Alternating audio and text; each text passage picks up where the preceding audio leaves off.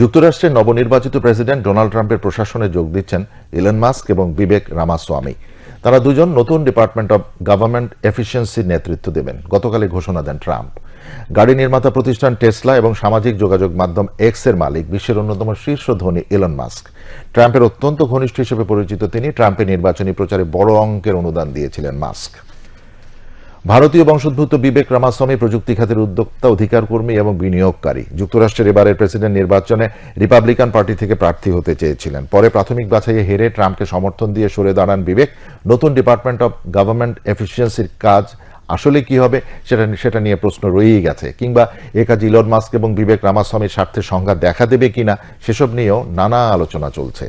যদিও ট্রাম্প বলেছেন সরকারের বাইরে থেকে উপদেশ এবং দিক নির্দেশনা দেবেন তারা।